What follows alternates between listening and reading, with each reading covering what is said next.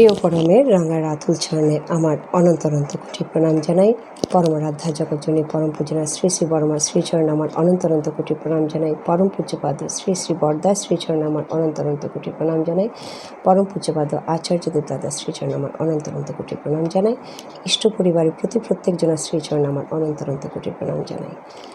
যজন চাজন পর্বে উপস্থিত সকল ইষ্টপ্রাণ দাদা মায়েদের অন্তরের আনন্দিত জয়গুরু জানাই। দয়ার কথা বলবো বলে আপনাদের সকলের সামনে আবার হাজির হলাম। আপনাদেরই শুভকামনা এবং প্রেরণাকে মাথায় নিয়ে এবং সেই শুভকামনা আমার চলার পাথেও। তাই আপনাদের শুভকামনা এবং পরম পিতার অপার দয়া এবং তার আশীর্বাদকে মাথায় নিয়ে চেষ্টা করছি তিনি এই মুহূর্তে যা বলাতে চান আপনাদের সকলের অন্তরে পৌঁছে দিতে। পরম দয়ালকে এক ভক্ত প্রশ্ন করেছিলেন, কিভাবে সংসার করতে হয়, কিভাবে সংসার করতে হয় আমাদেরকে। তখন একজন ভক্ত বললেন, সংসার করাই তো ঠাকুর খুব শক্ত, কিভাবে আমাদের সংসার করতে হবে, এ তো বড় কঠিন জিনিস। তখন আমার দয়াল ঠাকুর তার উত্তরে বলছেন, ঈশ্বরানুরাগে মন গেরো দিয়ে বৈরাগ্য হাতে নিয়ে সংসার করতে হয় কৃতি হয়ে। ঈশ্বরানুরাগে মন গেরো দিয়ে বৈরাগ্য হাতে নিয়ে সংসার করতে হয় কৃতি হয়ে। যে কৃতি সেই সাধু সত্যিকারের, যে কৃতি সেই সাধু সত্যিকারের। তখন একটি মা ঠাকুরকে প্রশ্ন করলেন, তা ঠাকুর সেটা পারা যায় কি করে?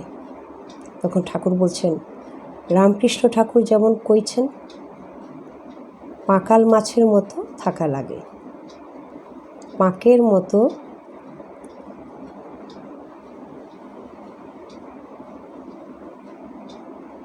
পাকাল মাছের মতো থাকা লাগে, পাঁকের মধ্যে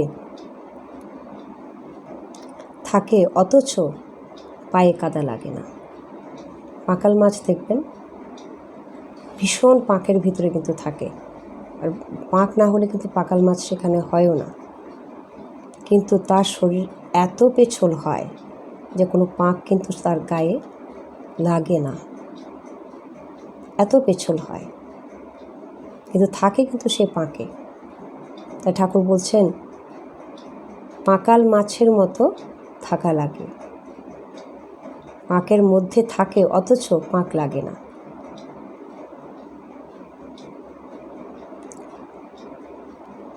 তখন সে মা আবার প্রশ্ন করছেন ঠাকুরকে, ঠাকুর সংসারে তো নানা ঘাত প্রতিঘাত, তার মধ্যে তো চলাই বড় দায়।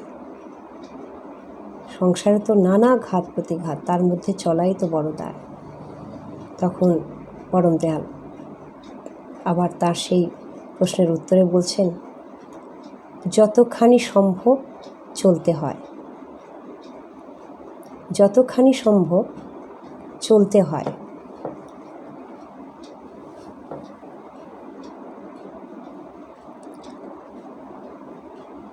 ইষ্টকে বুক দিয়ে আঁকড়ে ধরে। কিভাবে? তিনি বলছেন, যতখানি সম্ভব চলতে হয় ইষ্টকে বুক দিয়ে আঁকড়ে ধরে। তখন উক্ত মাটি আবার প্রশ্ন করছে, ঈশ্বরানুরাগ আছে কি না তা অন্যে বুঝবে কি করে ঠাকুর? ঈশ্বরানুরাগ আছে কি না তা অন্যে বুঝবে কি করে ঠাকুর? তখন ঠাকুর আবার সে মাটির প্রশ্নের উত্তরে বললেন, অন্যের বুঝে কাজ কি? অন্যের বুঝে কাজ কি? তোর তফিলে ঈশ্বরানুরাগের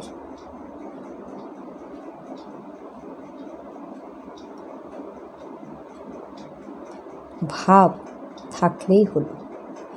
তোর তফিলে ঈশ্বরানুরাগের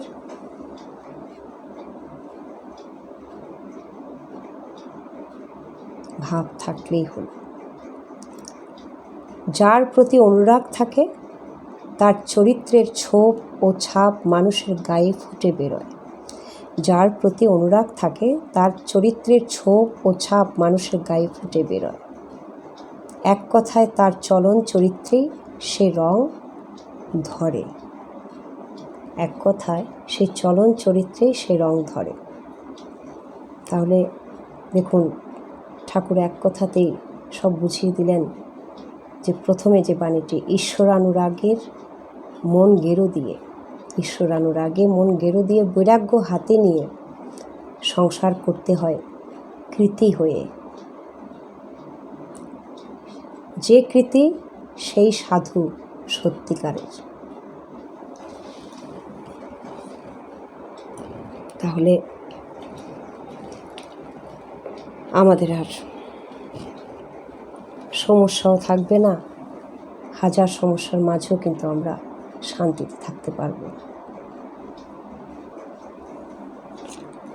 খুব ভালো থাকবেন সকলে। সকলের সর্বাঙ্গীন মঙ্গল প্রার্থনা করি। জয় গুরু। বন্দে পুরুষোত্তম।